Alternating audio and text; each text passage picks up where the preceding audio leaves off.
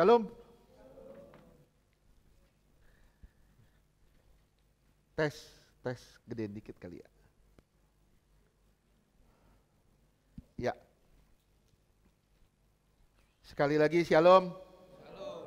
Puji Tuhan, hari ini kita masih melanjutkan bahasan kita tentang pesan dalam kitab Ester. 2 minggu terakhir kita udah bahas pesan dalam kitab Ester ini. Kita udah sampai poin keempat. Yang pertama, dalam kitab ini tidak ada nama Tuhan disebut, yang menandakan bagaimana Tuhan yang tersembunyi memelihara secara rahasia umat pilihannya yang tertindas. Yang kedua, poin kedua, Ester menyembunyikan keyahudiannya, tapi menunjukkan karakternya yang unggul. Yang ketiga, pengaruh didikan dari Mordekai. Yang keempat, dosa harus dipunahkan atau dosa akan membinasakan. Nah, sekarang kita masuk poin kelima.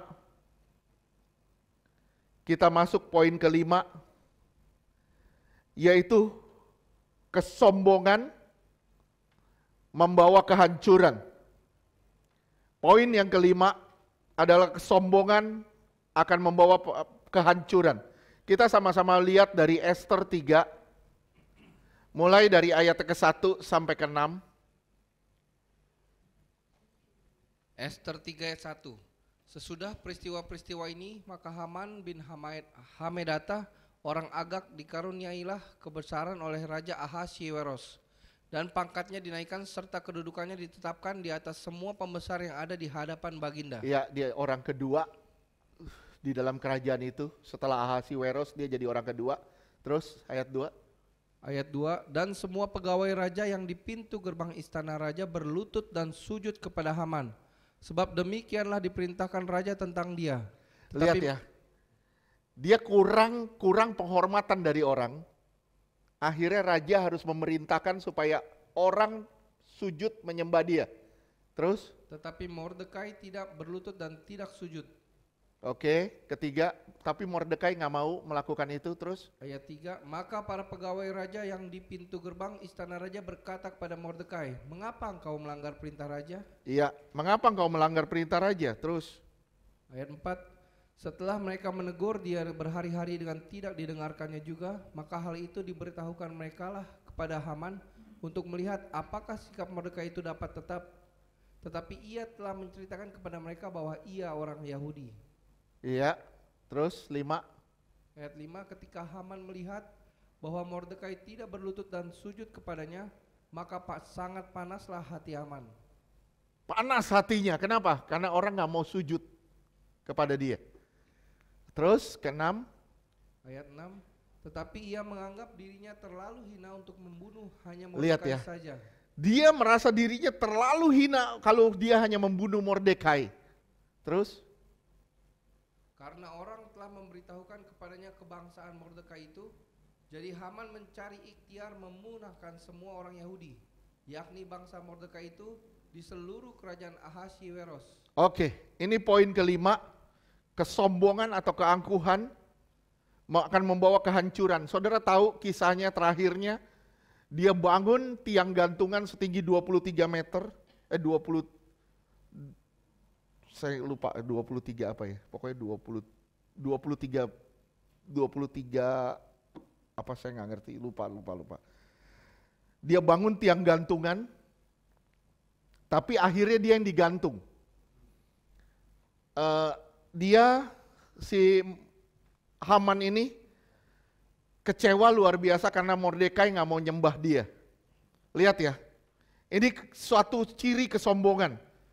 Kesombongan cirinya apa sih? Ciri paling dasar dari kesombongan adalah spotlight atau lampu itu ditujukan hanya kepada kita. Kita menjadi sentralnya, itu ego. Itu ego. Banyak orang melakukan sesuatu demi satu pujian. Misalnya, saya memberi dan semua orang harus tahu. Sorry, maaf saya bilang, ini salah satu karakter kesombongan atau keangkuhan. Memang kita bilang, enggak, saya nggak mau dipuji. Tapi tanpa dia sadar, dia bilang itu dia yang melakukannya. Akhirnya semua orang bisa memuji dia. Yang bisa tahu adalah kita sendiri. Kita bisa menyelidiki diri kita sendiri. Benar gak kita nggak sombong? Spotlightnya harus tertuju kepada kita. 1 Petrus 5 ayat 5. 1 Petrus 5 ayat 5. Demikian jugalah kamu, hai orang-orang muda, tunduklah kepada orang yang tua, dan kamu semua rendahkan dirimu seorang terhadap yang lain. Terus? Sebab Allah menentang orang yang congkak. Tuhan menentang orang yang congkak, terus? Tetapi mengasihani orang yang rendah hati. Nah, orang sombong itu tidak bisa ditegur. Saya ulang sekali lagi. Orang sombong salah satu cirinya itu tidak bisa ditegur. Begitu dia kena teguran, dia pasti akan tersinggung. Itu ciri orang sombong. Kenapa? Karena dia self-centered. Tujuannya kepada diri dia. Oleh sebab itu orang sombong akan tersinggung ketika ditegur. Bahkan firman yang sampai sekalipun itu akan tersinggung buat dia. Dia pikir, wah ini nyindir gue, ini nyindir gue. Ini salah satu bentuk kesombongan. Oleh sebab itu Tuhan mau orang rendah hati. Kenapa? Kalau orang rendah hati itu mudah sekali ditegurnya. Orang rendah hati itu selalu mau belajar. Dia gak bakal curiga dengan firman Tuhan, gak akan curiga dengan apapun. Kenapa? Karena dia punya kerendahan hati untuk menerima firman itu sebagai suatu didikan. Bukan sebagai suatu penghakiman. Saya berharap saudara bisa ngerti. Lihat ya, Haman itu self-center. Dia mau menjadi pusat perhatian dari banyak orang, oleh sebab itu dia mau semua orang menyembah dia. Dan ini adalah puncak kehancuran dia. Ketika kita mulai self-center, kita merasa dibutuhkan, kita merasa diperlukan di dalam satu ministry atau di dalam satu pelayanan. Sorry, maaf saya bilang, itu adalah awal dari kehancuran. Ketika saudara merasa tidak dihargai, tidak diperhatikan atau apapun, itu adalah awal dari kehancuran. Saya berharap saudara belajar benar-benar dari kisah Haman ini.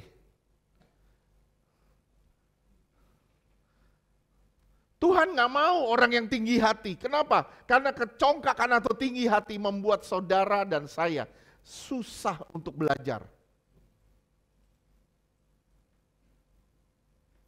Bisa bayangin kalau anak pergi sekolah, dia bilang, gua gak mau sekolah. Kenapa? Gua udah tahu semua. Gua udah tahu semua, guru pasti ngajarin ini, gua udah bisa semua. Akhirnya apa? Anak ini jadi terbelakang. Kenapa? Karena dia self-center. Tanpa sadar, ini hal kecil loh, Boleh saya cerita ya, ngomong ya sama saudara ya. Ini hal kecil. Saudara self-center gak? Kadang kita bilang enggak. Contoh aja, kita foto rame-rame. Begitu foto kita jelek, yang muka kita jelek, kita bilang, hapus gak? Hapus gak?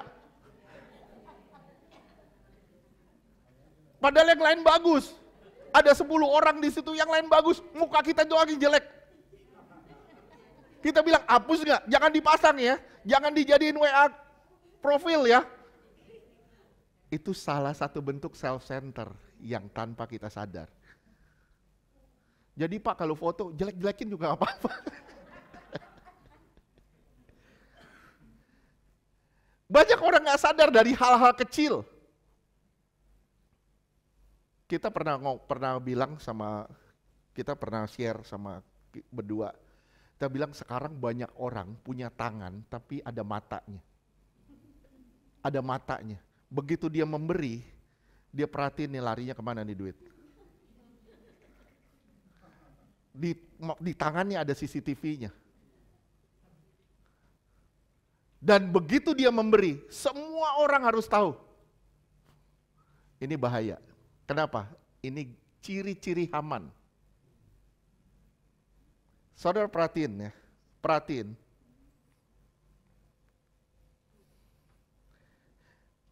Merasa diri superior. Amsal 29 ayat 23. Amsal 29 ayat 23. Keangkuhan merendahkan orang, tetapi orang yang rendah hati menerima pujian. Lihat, rasa diri superior, keangkuhan merendahkan orang. Begitu kita angkuh, orang lain kita pandang rendah. Kenapa? Orang lain gak ada artinya. Yang berarti itu kita. Kita merasa yang berarti itu kita.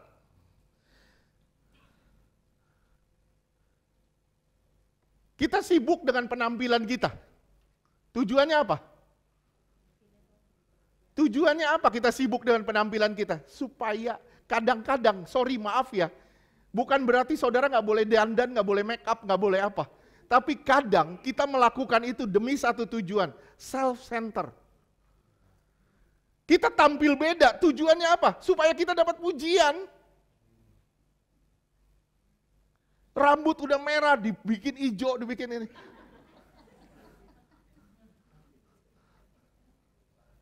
Akhirnya itu rambut kayak pelangi.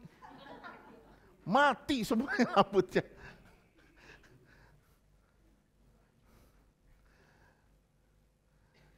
Sorry ya, maaf ya. Saudara nonton iklan, itu salah, itu semua iklan mengajarkan self-center. Begitu orang itu pakai lipstick misalnya atau pakai bedak atau pakai apa, itu dia jalan, wah semua mata memandang dia. Dan kita tertarik dengan itu. Tujuannya apa? Karena kita mau seperti itu. Tujuannya supaya orang melihat kita. Firman Tuhan bilang perhiasanmu bukan dengan mengepang-epang rambut, tapi perhiasan batinia. Perhiasan kita adalah manusia batinia kita yang lemah lembut dan penuh kasih.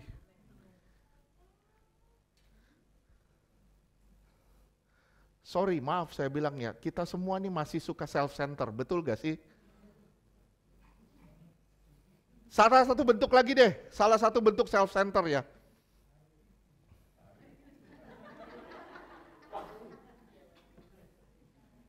Ari gak dengar udah pakai headphone. Nih ya, salah satu bentuk self-center. Ingin dituruti jika tidak orang lain dicap pemberontak. Kalau kita ngomong, itu maunya semua orang nurutin. Kalau orang nggak nurutin, lu memberontak, lu keras kepala lu. Itu salah satu bentuk self-center. Amin. Ini saya pemerhati lingkungan ya, pemerhati lingkungan. Ini waktu saya belum bertobat. Saya duduk di tukang mie pagi-pagi. Ini cewek suami istri nih, hadap-hadapan suami istri, berhadapan. Si wanita ini, si istri ini pegang kuami. Kuami kan panas tuh. Suaminya lagi makan biasa. Dia tumpahin kena tangan dia. Suaminya yang disalahin loh. Kamu sih gak perhatiin saya. Dalam hati saya, memang laki-laki selalu salah. Siapa tuh amin-amin kencang.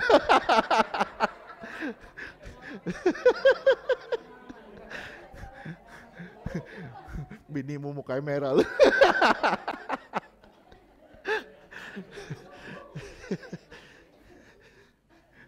Ini bener loh. Saya ngelihat dengan mata kepala saya, sampai di ngoceh. Akhirnya perempuan itu makannya istri suaminya tetap aja makan. Dia makannya diundur. Kenapa? Dia ngoceh terus. Saya, aduh dia kenyang. Suaminya bilang, gua kenyang bukan kenyang sama mie, kenyang sama ngocehan. Kenapa? Dia yang numpain kok. Saya ngelihat sendiri, saya di sebelah dia. Dia numpain nih, tumpah kena tangannya. Suaminya, lu sih nggak perhatiin gua, lu sih gini. Ah itu dia, itu salah satu bentuk self-center. Apa? Nggak mau disalahin. Berapa banyak dari kita nggak mau disalahin sama orang? Nggak mau dikoreksi. Tahu nggak saudara, itu awal dari kehancuran. Itu adalah awal dari kehancuran. Ketika kita nggak mau dituruti, ketika keinginan kita nggak mau dituruti, orang lain kita cap langsung, ini pemberontak. Kalau orang mau nurutin, ini baik. Ini domba. Yang nggak mau nurutin, ini kambing. Jangan deketin kolesterol lu. Salah satu bentuk superior, mengendalikan orang lain demi keuntungan. Mengendalikan orang lain demi keuntungan kita. Itu salah satu bentuk self-center. Salah satu bentuk superior. Berapa banyak dari kita suka mengendalikan orang lain? Saya nggak bilang ibu-ibu ya. Saya nggak bilang ibu-ibu, bapak-bapak juga banyak kendalinya loh. Bapak-bapak juga banyak kendalinya. Demi keuntungan diri sendiri. Kita bisa melakukan banyak hal, kita bisa bergerak. Tapi kita maunya selalu dilayani. Kita maunya selalu dilayani. Nih, satu lagi, kita selalu ingin didengar, tapi nggak mau mendengar. Itu bentuk superior juga. Kalau kita udah curhat, pokoknya lu dengerin aja dah, lu dengerin aja. Udah gua ngomong aja, gua ngomong, oh, semua salah, si ini salah, si ini salah, si ini salah, si ini salah. Kita bilang, kita hitungin, 1, 2, 3, 4. Udah 5 orang nih yang salah nih. Saya kan pernah ngomong sama saudara, kalau 1 orang berdosa, ampuni. Kalau 5 orang di matamu salah semua, lu yang bertobat. Berarti kita yang gak beres. Ini salah satu bentuk superior. Kita ingin didengar tapi gak mau mendengar. Kita maunya curhat. Kita gak pusing dengan perasaan orang lain. Kita maunya didengar terus, didengar terus. Istri maunya didengar. Apakah suami harus selalu mendengar? Suami maunya didengar, apakah istri harus selalu menjadi pendengar? Gak bisa. Suami istri atau dalam kehidupan berkeluarga ini harus ada balance. Gak bisa semua kemauan kita itu diturutin. Kenapa? Karena saudara dipersatukan dari 2 orang yang berbeda, masing-masing punya 2 keinginan. Oleh sebab itu, yang bisa menyatukannya hanya satu, kebenaran. Kebenaran, hanya kebenaran yang bisa menyatukan ini. Dalam pergaulan juga sama, kita maunya didengar. Lu dengar gue, lu dengar gue, lu dengar dulu, lu dengar dulu. Gak bisa. Kalau saudara melakukan itu, menerapkan itu, saya bilang, saudara dalam posisi Haman.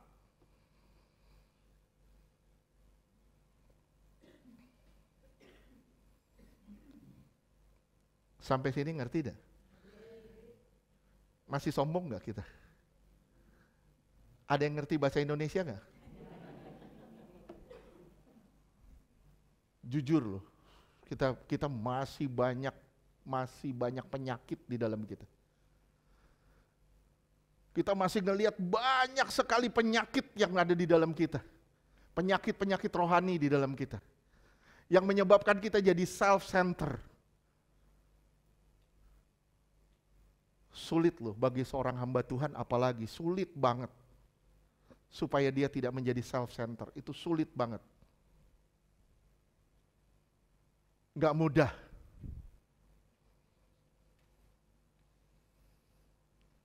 Yang berikut ya, saudara lihat ya. Tadi self-center cirinya ingin dituruti, selalu ingin didengar, tapi sulit mendengar. Yang berikut ya, tidak pernah mau disalahin. Nggak pernah mau tuh yang namanya disalahin tuh nggak mau. Saudara bisa buktikan di Kejadian waktu Adam jatuh dosa. Adam bilang apa? Itu wanita yang kau tempatkan. Sebenarnya dia nyalain Hawa atau nyalain Tuhan? Dia nyalain Tuhan. Kenapa? Karena wanita yang kau tempatkan. Yang Tuhan tempatkan. Itu yang membuat saya berdosa. Hawa disalahin. Dia nggak mau salah juga. Dia bilang, itu ular yang kau taruh di situ. Itu yang menyebabkan aku salah. Jadi ujung-ujungnya Tuhan yang disalahin. Intinya ujung-ujungnya Tuhan yang disalahin. Saya cuma bilang sama saudara, jangan jadi seperti itu. Belajarlah rendah hati, belajarlah mau mendengar, membuka telinga. Oleh sebab itu saudara lihat ya, kita punya mulut berapa? Mulut 1, telinga 2. Jangan dibalik. Jangan dibalik, iya. Artinya apa?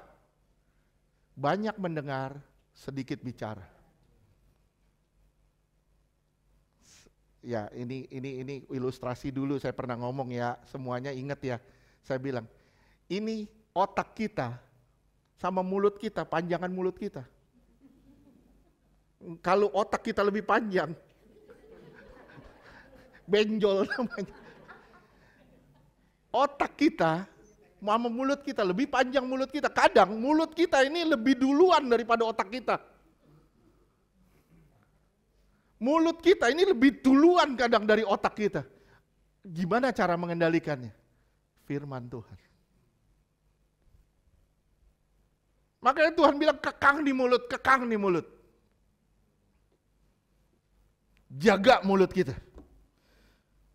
Sekarang kita belajar satu hal mengenai pengelola. Saudara tahu pengelola kebun anggur, udah pernah baca ya? Nggak apa-apa, kita sama-sama belajar. Matius 21 ayat 33 sampai 39. Matius 21 ayat 33. Dengarkanlah suatu perumpamaan yang lain. Adalah seorang tuan tanah membuka kebun anggur dan menanam pagar sekelilingnya. Ia menggali lubang tempat memeras anggur dan mendirikan menara jaga dalam kebun itu. Kemudian ia menyewakan kebun itu kepada penggarap-penggarap. Ini saya menerjemahkan ini dengan versi yang berbeda. Mungkin saudara bilang, ini kan tentang kedatangan Tuhan. Tapi kalau saudara perhatiin baik-baik. Terus? Lalu berangkat ke negeri lain. Ya, terus ini yang punya siapa nih? Yang punya Tuhan, Tuhan tanahnya. Terus dia buka kebun anggurnya. Dia serahkan kepada penggarap-penggarap ya, terus? Ayat 34, ketika hampir tiba musim petik, ia menyuruh hamba-hambanya kepada penggarap-penggarap itu untuk menerima hasil yang menjadi bagiannya. Iya, terus?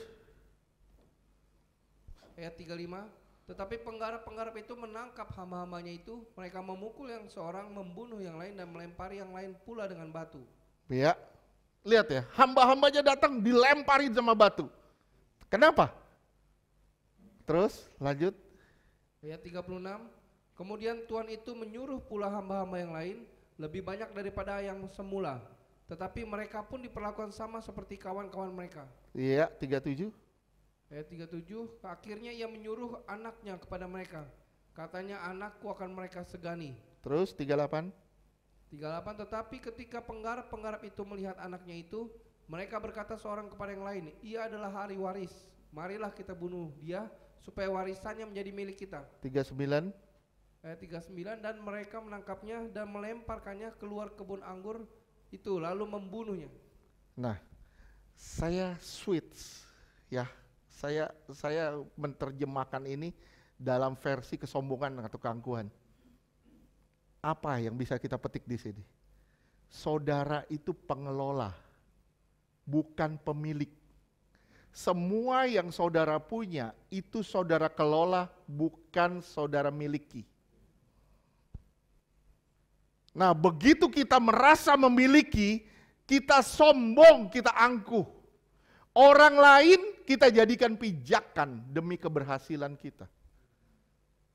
Orang lain kita anggap rendah demi spotlightnya kita, demi self-centernya kita. Bisa ngerti dah? Sekali lagi saya bilang, apa yang saudara punya itu saudara pengelola, bukan pemilik. Kalau saudara merasa memiliki, saudara akan sombong, angkuh luar biasa. Kenapa? Karena kita merasa ini milik gue, ini karya gue, ini jerih lelah gue. Kita merasa memiliki. Sekali lagi saya bilang sama saudara, yang punya telinga mendengar. Saudara pengelola, bukan pemilik. Kalau saudara mengambil alih kepemilikan, akhirnya saudara menjadikan orang lain sebagai korbannya. Ngerti? Ngerti? Sekarang lihat ya, lihat Haman. Dia minta orang lain bungkuk, betul gak? Minta orang lain bungkuk, ini kesombongan. Tapi Tuhan, waktu dia membasuh kaki, dia bungkuk. Tuhan, waktu dia basuh kaki, dia membungkuk. Nggak mungkin Tuhan itu nggak membungkuk, betul nggak? Nggak mungkin kan? Kalau Tuhan nggak membungkuk, dia angkat kaki, dia lap di sini. Dia angkat kaki gini, dia lap di sini. Kenapa kamu takut? Nggak mungkin kan? Pasti Tuhan membungkuk kan? Haman minta orang lain bungkuk. Tapi Tuhan, dia yang membungkuk.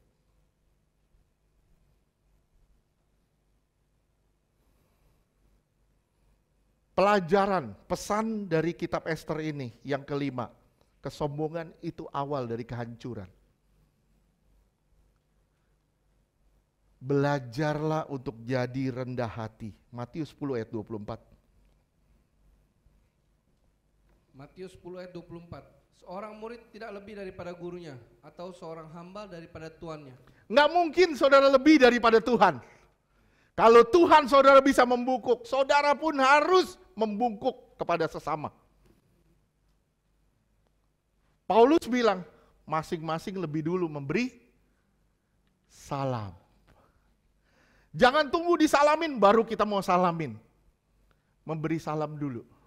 Artinya nggak ada batasan, nggak ada sekat di antara kita. Nggak ada luka, nggak ada pahit hati atau apapun. Kalau orang luka itu nggak mau beri salam. Betul nggak? Orang yang luka hati itu nggak bakal mau beri salam. Tapi kalau orang merdeka, dia beri tangannya duluan untuk memberi salam bagi orang lain. Amin? Oke, pesan yang kelima, kesombongan adalah awal kehancuran. Pesan yang keenam, saya berusaha cepat ya. Pesan yang keenam, kuasa dari persatuan. Coba lihat, Ester 4, ayatnya ke-16. Ester 4 ayat 16. Pergilah, kumpulkanlah semua orang Yahudi. Kumpulkan semua orang Yahudi. Kenapa? Karena orang Yahudi mau dibantai. Sudah keluar suratnya kalau semua orang Yahudi mau dibantai. Kumpulkan semuanya, terus yang terdapat di Susan dan berpuasalah untuk berpuasalah untuk aku. Kenapa? Karena aku mau menyerahkan diri. Terus janganlah makan dan janganlah minum 3 hari lamanya, baik waktu malam, baik waktu siang. Aku serta dayang-dayangku pun akan berpuasa demikian. Dan kemudian aku akan masuk menghadap raja. Sungguh pun berlawanan dengan undang-undang. Kalau terpaksa aku mati, biarlah aku mati. Lihat ya. Apa yang diajak? Berpuasa. Berdoa sama Tuhan. Berpuasa, berdoa sama Tuhan. Saudara lihat ya, kesatuan hati itu menggerakkan surga. Kesatuan hati itu melakukan perkara-perkara yang adikodrati. Kenapa? Karena waktu di zaman itu, kalau nggak dipanggil, kalau raja nggak mengulurkan tongkatnya, berarti Ester ini harus mati. Kenapa? Karena raja tidak berkenan. Waktu raja mengulurkan tongkatnya, Esther menyentuhnya, itu raja berkenan. Nah, Esther ini dalam posisi gambling, dalam perkataannya saya bilang ambil resiko. Kalau raja sampai nggak berkenan ya udah gue mati berarti. Lihat ya, dia suruh semua orang-orang Yahudi berpuasa dan apa yang terjadi? Raja berkenan. Saya yakin semua diawali dari doa dan semua diakhiri dengan doa. Kalau kita orang benar, kita melahirkan anak, kita awali dengan doa. Hubungan suami istri itu semua, cari pacar semua diawali dengan doa. Sampai kita mati itu ditutup dengan doa. Semua itu diawali dengan doa dan diakhiri dengan doa. Dan harus ada kesatuan hati. Kenapa kita sampai setiap kali kita ibadah kita pegangan tangan? Kenapa? Saudara lihat ya. Kalau kita terpecah-pecah, ada orang bisa masuk dari samping. Betul gak? Begitu kita pegangan tangan, kita bentuk lingkaran, kita pegangan tangan, orang mau masuk gak bisa. Kenapa? Kita bersatu hati. Kuasa dari satu persatuan, itu luar biasa. Saudara lihat juga Kisah Rasul 12, mulai dari ayat 4. Kisah Rasul 12, mulai dari ayat 4. Kisah Rasul 12 ayat 4. Setelah Petrus ditangkap, Herodes menyuruh memenjarakannya di bawah penjagaan 4 regu. Ya. Masing-masing terdiri dari 4 prajurit. Jadi 16 orang yang ngejaga. Jaga satu orang aja namanya Petrus. Dikawal sama 16 orang. Terus? Maksudnya ialah supaya sehabis Paskah ia menghadapkannya ke depan orang banyak. Terus 5. Ayat 5. Demikianlah Petrus ditahan di dalam penjara. Tetapi jemaat dengan tekun mendoakannya kepada Allah. Siapa? Jemaat dengan tekun mendoakannya kepada Allah. Apa yang terjadi? Ayat 6. Pada malam sebelum Herodes hendak menghadapkannya kepada orang banyak, Petrus tidur di antara 2 orang prajurit, terbelenggu dengan 2 rantai. Selain itu prajurit-prajurit pengawal sedang berkawal di muka pintu. Lihat ya, di samping dia ada 2 prajurit loh. Terus? Ayat 7. Tiba-tiba berdirilah seorang malaikat Tuhan dekat Petrus dan cahaya bersinar dalam ruangan itu. Apakah ini hasil dari Petrus sendiri? Ini hasil dari doa jemaat. Ini buah dari doa jemaat. Saudara, saya bilang, ayolah kita bersatu hati, kita pegangan tangan terus, saling mendoakan satu dengan yang lain. Saling mendoakan satu dengan yang lain. Kalau saudara ada beban, bilang, ayo kita sama-sama berdoa. Kita sama-sama berdoa. Kalau saudara, kalau di sini kan ada grup namanya grup Chosen Generation ya. Nah di grup ini memang orang-orang yang sudah komitmen. Jadi tiap kali ada beban, ada apa, masukin di situ. Tolong doakan. Nah kita benar-benar berdoa, jangan cuman ketik sepakat dukung doa, udah kita main-main. Handphonemu yang berdoa, engkau yang gak berdoa. Kalau saudara bilang, sepakat dukung doa, ya sepakat dong. Please, sepakat. Jangan cuma handphone yang sepakat. Gampang, tinggal cari gambar, sepakat dukung doa, klik, selesai. Udah kita main-main, kita lupa ini yang butuh pertolongan. Tolonglah ada kepedulian satu dengan yang lain. Terus lanjutkan. Malaikat itu menepuk Petrus untuk membangunkannya. Katanya, bangunlah segera. Maka gugurlah rantai itu dari tangan Petrus. Gugur rantai itu dari tangan Petrus. Terus? Ayat 8. Lalu kata malaikat itu kepadanya, ikatlah pinggangmu dan kenakanlah sepatumu.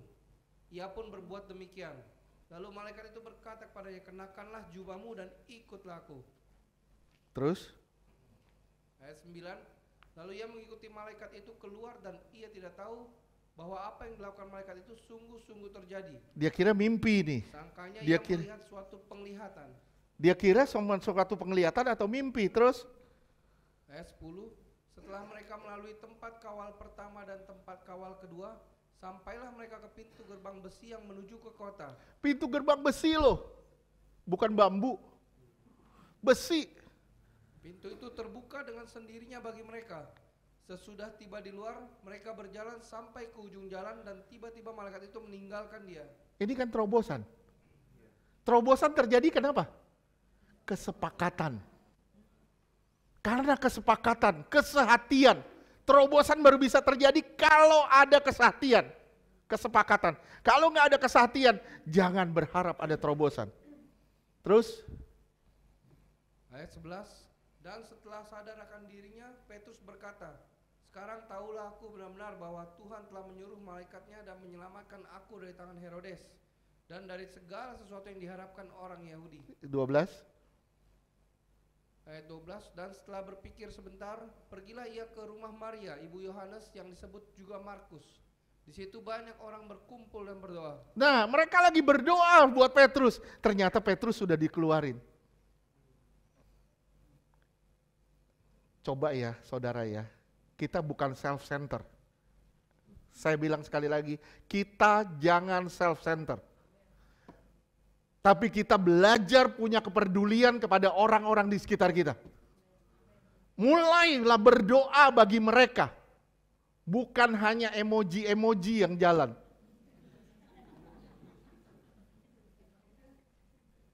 Tapi mulailah ada kepedulian. Ayo kita berdoa. Ya. Berdoa benar-benar, jadi jangan cuman sepakat dukung doa, sepakat dukung doa. Kalau saya lihat banyak benar sepakat dukung doa. Yang berdoa benar berapa orang ya? Yang berdoa benar-benar berapa orang? Tolong ya kesepakatannya. Saya pernah khotbahin sama saudara. Ingat satu kesepakatan itu orang yang di atas tandu mau udah lumpuh yang di atas tandu, dia mau ketemu Yesus, dia harus bolongin atap. Ini kan harus ada kesepakatan. Bisa bayangin orang lumpuh loh, 4 orang. 4 orang mikul dia, angkat dia ke atas. Kalau yang satu mau lebih dulu, ini kejungkel pasti. Bener gak? Harus ada kesepakatan. Bener-bener angkat sama-sama. Sejalan semuanya. Begitu turunin pakai tali juga sejalan, turun. Kalau yang satu lebih cepat, terbalik. Bisa-bisa nimpa Yesus. Kenapa? Karena tidak ada kesepakatan. Coba bayangin, kalau kita sepakat, itu mujizat pasti terjadi. Mujizat pasti terjadi, nggak mungkin nggak. Sepakat. Amin? Ya, saudara lihat. Sepakat mereka berdoa buat Petrus. Apa yang terjadi? 4 pengawal, 4 barisan pengawal itu gak ada yang bisa melihat Petrus. Bahkan pintu besi sekalipun bisa terlepas. Saya percaya di mana ada kesepakatan, di situ pasti ada terobosan. Amin. Jadi kalau kita datang jam 10 di sini, kita berdoa dulu. Please, jangan cuma sekedar pegangan tangan, tapi maknai pegangan tangan itu dengan benar. Maknai pegangan tangan itu dengan benar. Kalau kita bersepakat bersehati di tempat ini, berdoa untuk memberikan yang terbaik bagi Tuhan hari ini. Amin. Oke, kita lanjutkan. Yang berikutnya, yang ke-7 ya. Betul, yang ke-7. Yang ke-7, penyerahan diri. Penyerahan diri total. Tanpa penyerahan diri, nggak mungkin juga ada terobosan. Nggak bakal ada terobosan. Saudara perhatiin ya, Injil ditegakkan di atas darah para martir. Setuju nggak? Injil ditegakkan di atas darah para martir. Mereka yang sudah merasakan keselamatan dan pengorbanan Tuhan, rela serahkan nyawanya agar orang lain merasakan apa yang mereka rasakan. Saudara sudah diselamatkan? Saudara merasakan kelegaan dari Tuhan? Punya nggak saudara kepedulian kepada orang-orang di luar?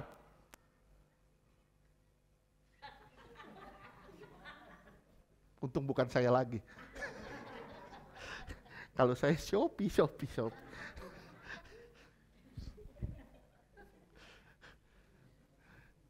Saudara lihat ya.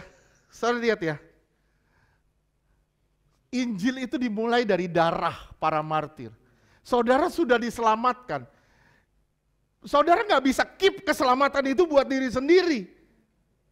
Saudara yang sudah diselamatkan, ayo bergerak. Jadi contoh, jadi teladan bagi orang lain. Jadi berkat bagi orang lain. Di mana orang lain bisa melihat betapa indahnya hidup kita bersama dengan Tuhan.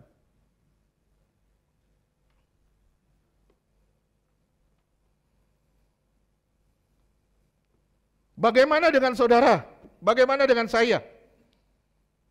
Apakah kita cukup berpuas diri dengan keselamatan yang sudah ada pada kita? Apakah saudara puas dengan keselamatan yang ada pada saudara? Apa kita menjadikan kekristenan ini sebagai kaum eksklusif? Di tempat ini apakah semuanya ini kaum eksklusif yang akan berangkat ke surga tanpa memperdulikan orang di sekitar kita? Kita nih kaum eksklusif bukan sih? Yang mau berangkat ke surga, tapi kita nggak peduli dengan orang-orang yang terhilang di sekitar kita. Di mana perubahan hidupmu? Di mana ciri-ciri kekristenanmu? Di mana berkat yang Tuhan beri padamu? Itu harus dibagikan kepada banyak orang. Bukan soal uang. Tapi soal damai sejahtera dan sukacita yang dari Tuhan. Dan itu tidak bisa dibagikan oleh dunia. Ester 4 ayat 7. Ester 4 ayat 7. Dan Mordekai menceritakan kepadanya segala yang dialaminya, serta berapa banyaknya perak yang dijanjikan oleh Haman akan ditimbang untuk perbendaharaan raja sebagai harga pembinasaan orang Yahudi. Lihat ya, orang Yahudi mau dibinasain nih. Ayat 10. Ester 4 ayat 10. Akan tetapi Ester menyuruh Hatta memberitahukan kepada Mordekai. Terus? Ayat 11. Semua pegawai raja serta penduduk daerah-daerah kerajaan mengetahui bahwa bagi setiap laki-laki atau perempuan yang menghadap raja di pelataran dalam dan dengan tiada dipanggil, hanya berlaku satu undang-undang, yakni hukuman mati. Kalau Ester nggak diundang, nggak dipanggil, dia menghadap raja, itu hukumannya mati. Terus? Hanya orang yang kepadanya raja mengulurkan tongkat emas yang akan tetap hidup. Dan aku selama 30 hari ini tidak dipanggil menghadap raja. Ester nggak dipanggil 30 hari untuk menghadap raja. Terus ayat 12. Ayat 12, ketika disampaikan orang perkataan Ester itu kepada Mordekai. 13, maka Mordekai menyuruh menyampaikan jawab ini kepada Ester. Jangan kira karena engkau di dalam istana raja. Jangan kira ya karena engkau sendiri di dalam istana raja. Terus? Hanya engkau yang akan terluput dari antara semua orang Yahudi. Engkau akan bebas dari hukuman karena engkau juga orang Yahudi. Terus? Ya, 14.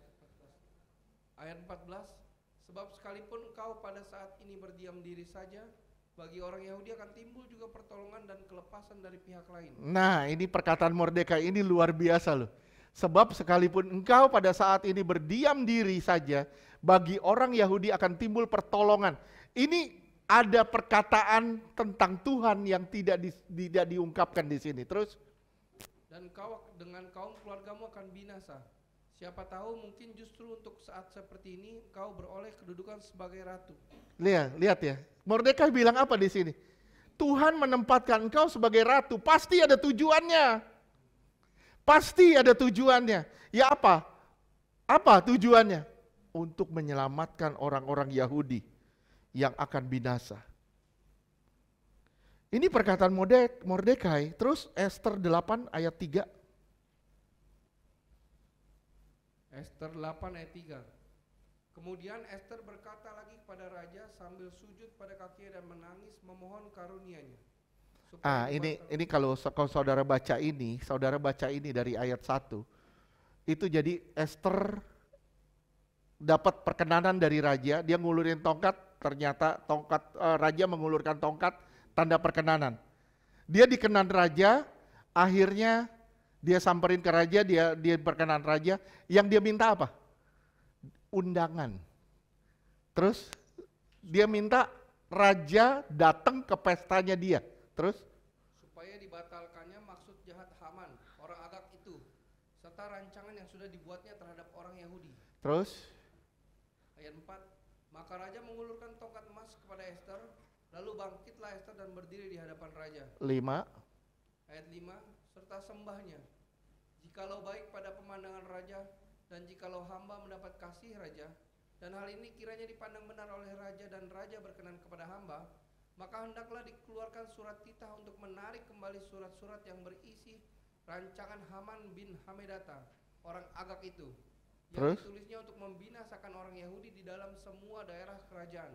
Lihat ya, jadi ceritanya begini, Esther mengundang raja 2 kali. Kesannya mengulur-ngulur waktu, memang kesannya mengulur-ngulur waktu. Saat pertama diundang, Esther bilang, datang ya sama Haman, datanglah raja sama Haman. Esther nggak ngomong apa-apa di situ, dia cuma ngundang aja, kasih jamuan. Apa arti undangan ini? Saudara ngerti gak?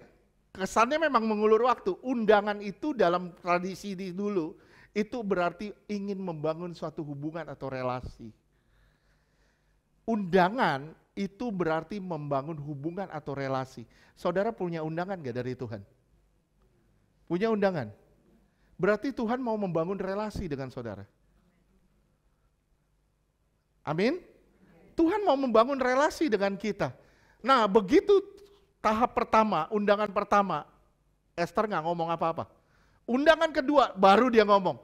Itu tuh si Haman tuh, punya rencana jahat tuh. Terus?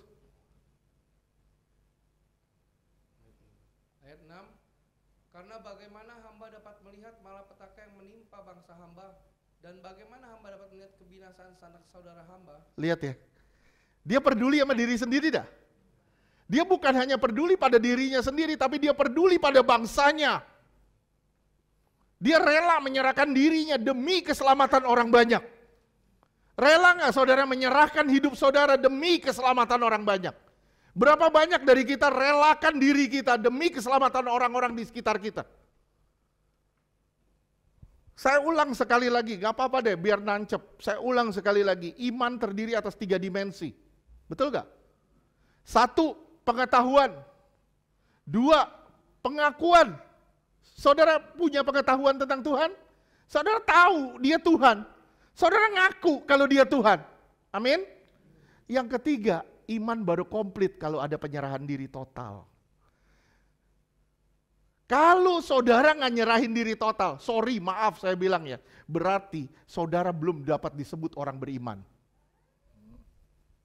Kenapa? Iman itu terdiri atas 3 dimensi ini. Kalau 3 dimensi ini tidak komplit, kita belum dapat disebut orang beriman.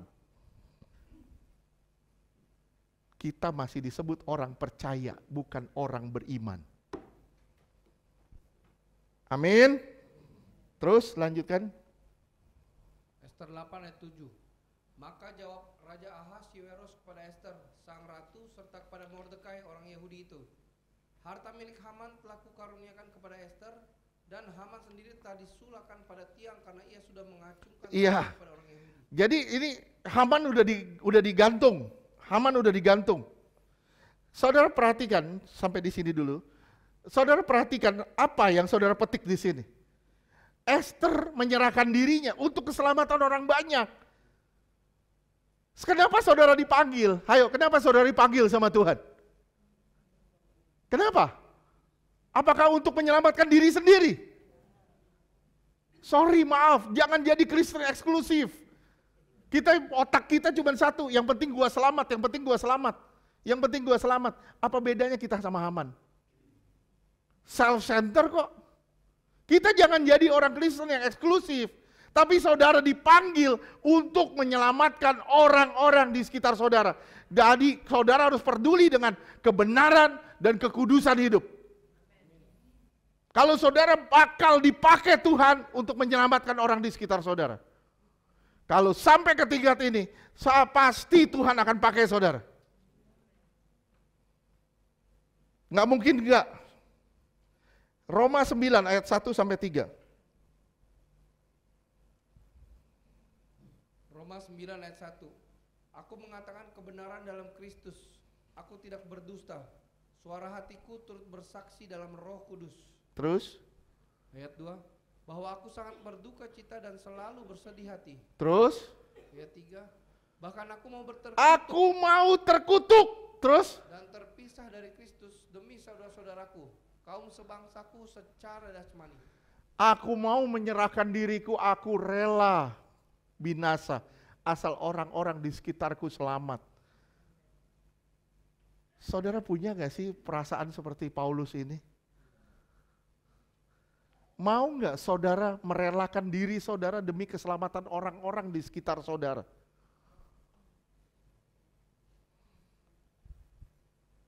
Kalau saudara benar-benar mau, baru saudara bisa disebut orang yang beriman. Serahin dirimu sama Tuhan. Simak ya. Jika kita peduli keselamatan orang lain, sudah pasti kita pun peduli pada keselamatan diri sendiri. Karena saya peduli keselamatan orang-orang di sekitar saya pun peduli dengan keselamatan yang sudah saya terima. Tapi jika kita hanya peduli pada keselamatan kita, kalau saudara dan saya hanya peduli pada keselamatan diri sendiri, bagaimana hidup kita bisa jadi berkat bagi mereka yang terhilang?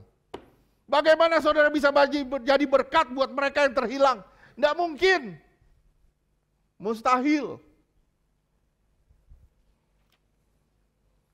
Saya rindu, ayo semuanya bertobat benar-benar. Yang terakhir, yang ke-8. Terakhir, puji Tuhan yang terakhir. 3 seri hari ini bisa terakhir. Oke, yang terakhir itu kesabaran dan penguasaan diri. Pesan yang kita bisa petik dari kitab Esther ini adalah kesabaran dan penguasaan diri. Coba lihat Esther 5 ayat 1 sampai 8. Ini yang tadi saya bilang membangun relasi. Esther 5 ayat 1. Pada hari yang ketiga, Esther mengenakan pakaian ratu, lalu berdirilah ia di pelataran dalam istana raja, tepat di depan istana raja. Raja bersemayam di atas tahta kerajaan di dalam istana berhadapan dengan pintu istana itu. Terus? Ayat 2. Ketika raja melihat Esther, sang ratu, berdiri di pelataran, berkenanlah raja kepadanya, sehingga raja mengulurkan tongkat emas yang di tangannya ke arah Esther. Lalu mendekatlah Esther dan menyentuh ujung tongkat itu. Terus? Ayat 3. Tanya raja kepadanya, apa maksudmu hai Ratu Esther dan apa keinginanmu?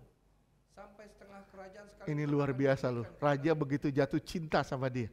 Sampai setengah kerajaanku aku berikan kepadamu. Terus? Ayat 4. Jawab Esther, jikalau baik pada pemandangan raja, datanglah kiranya raja dengan Haman pada hari ini ke perjamuan yang diadakan oleh hamba bagi raja. Terus? Ayat 5. Maka titah raja, suruhlah Haman datang dengan segera, supaya kami memenuhi permintaan Esther. Lalu raja datang dengan Haman ke perjamuan yang diadakan oleh Esther. Terus 6. Ayat 6. Sementara minum anggur bertanyalah raja kepada Esther, apakah permintaanmu? Niscaya akan dikabulkan. Dan apakah keinginanmu? Sampai setengah kerajaan sekalipun akan dipenuhi. Terus 7. Ayat 7. Maka jawab Esther, permintaan dan keinginan hamba ialah. Ayat 8. Jikalau hamba mendapat kasih raja, dan jikalau baik pada pandangan raja mengabulkan permintaan serta memenuhi keinginan hamba, datang pula lah kiranya raja dengan Haman ke perjamuan yang akan hamba adakan bagi raja dan Haman. Maka besok akan hamba lakukan yang dikehendaki raja. 2. Perjamuan kedua baru dia ngomong, ini penguasaan diri. Bisa bayangin ya, orang yang nyakitin kita duduk di depan kita dan kita jamu dia. Orang yang mau bunuh kita, Istilahnya orang yang mau bunuh kita, kita jamu dia dan duduk di depan kita. Kalau bukan ini kesabaran dan penguasaan diri, nggak mungkin ini bisa terjadi. Sampai 2 kali loh. Sampai 2 kali. Singkat cerita, yang kedua, Haman datang, baru Esther ngomong. Terus lanjutkan ayat 9 nih. Esther 5 ayat 9. Pada hari itu keluarlah Haman dengan hati riang dan gembira. Tetapi ketika Haman melihat Mordekai ada di pintu gerbang istana raja, terus tidak bangkit dan tidak bergerak menghormati. Lihat ya, dia panas lagi hatinya. Kenapa? Dia sebel sama Mordekai. Terus? Maka sangat panaslah hati Haman kepada Mordekai. Beda ya, Esther itu bisa menjamu musuhnya. Haman gak bisa. Coba lihat Esther 7 mulai dari ayat 1. Esther 7 mulai dari ayat 1. Esther 7 ayat 1. Datanglah raja dengan Haman untuk dijamu oleh Esther sang ratu. 2. Ayat 2. Pada hari yang kedua itu sementara minum anggur bertanyalah pula raja kepada Esther. Apakah permintaanmu hai Ratu Esther? Niscaya akan dikabulkan. Dan apakah keinginanmu sampai setengah kerajaan sekalipun akan dipenuhi? Lihat ya, raja ngomong yang sama terus. Ayat 3. Maka jawab Esther sang ratu, ya raja, jikalau hamba mendapat kasih raja dan jikalau baik pada pemandangan raja, karuniakanlah kiranya kepada hamba nyawa hamba atas permintaan hamba dan bangsa hamba atas keinginan hamba. Lihat ya, dia ngomongnya baik-baik loh. Ini penguasaan diri banget, ini kesabaran banget. Terus ayat 4. Karena kami hamba serta bangsa hamba telah Terjual. terjual untuk dipunahkan, dibunuh dan dibinasakan. Jikalau seandainya kami hanya dijual sebagai budak laki-laki dan perempuan, niscaya hamba akan berdiam diri. Tetapi malapetaka ini tiada taranya di antara bencana yang menimpa raja. Terus Ayat 5. Maka bertanyalah Raja Ahasveros kepada Esther sang ratu. tolong saudara simak baik-baik. Simak baik-baik, ikutin jalan ceritanya. Terus Siapakah orang itu dan di mana? raja tanya nih, siapa sih orangnya? Terus Yang hatinya mengandung niat akan berbuat demikian. Terus 6. Ayat 6. Lalu jawab Esther, penganiaya dan musuh itu ialah Haman, orang jahat ini. Maka Haman pun sangatlah ketakutan di hadapan raja dan ratu. Lihat, dia begitu sabar main peranannya. Bisa bayangin kalau dia dalam posisi sinetron. Begitu ketemu Haman, gue jambak lu. Lu pasti. Lu tuh, niat lu jahat lu.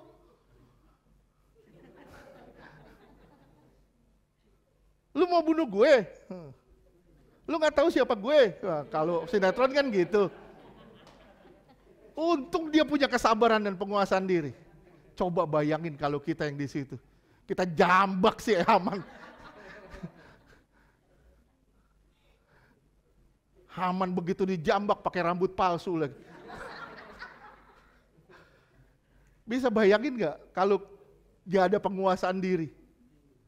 Raja gak bakal jatuh hati sampai sebegini rupa. Karena dia ada penguasaan diri, dia bisa jamu 2 kali.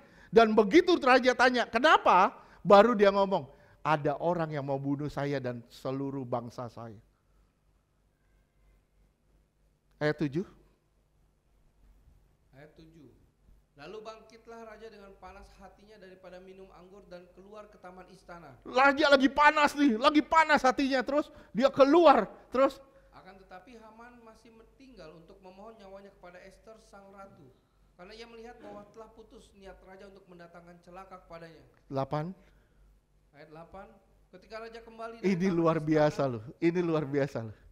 Karena di peraturan di sana, Haman, orang-orang ratu ini harus 7 langkah ke belakang, dia nggak boleh deket ke tempat petidurannya. 7 langkah. Tapi lihat di situ. ke dalam ruangan minum anggur, maka Haman berlutut pada katil tempat Esther berbaring. Berbaring. Terus Maka titah raja, masih jugakah ia hendak menggagahi sang ratu di dalam istanaku sendiri? Tatkala titah raja itu keluar dari mulutnya, maka diselubungi oranglah muka Haman. Lihat ya. Lihat. Penguasaan diri yang sangat hebat. Kesabaran yang sangat hebat. Sampai raja bisa jatuh hati sedemikian rupa. Dan luar biasanya Haman gak bisa menguasai dirinya. Dia memohon nyawanya sampai ke petidurannya Esther. Dia sudah takut, udah gak tahu lagi mesti bikin apa. Dia ke tempat pembaringan Esther. Sampai raja bilang, lu gak cukup, lu mau gagahin juga ratu. Saudara lihat ya, di sini ada satu intisari yang luar biasa. Dalam menangani masalah, harus dengan kepala dingin. Saya selalu ngomong sama orang, jangan pernah ambil keputusan ketika hatimu lagi panas. Ketika hati kita lagi bergejolak, lagi panas, lagi emosi, jangan pernah ambil keputusan. Kenapa? Karena keputusannya pasti ngaco. Selesaikan semuanya dengan hati yang dingin.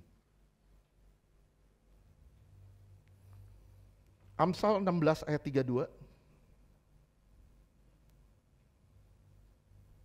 Amsal 16 ayat 32. Orang yang sabar melebihi seorang pahlawan. Orang sabar itu akan melebihi seorang pahlawan, terus? Orang yang menguasai dirinya melebihi orang yang merebut kota. Ya, Amsal 17 ayat 14.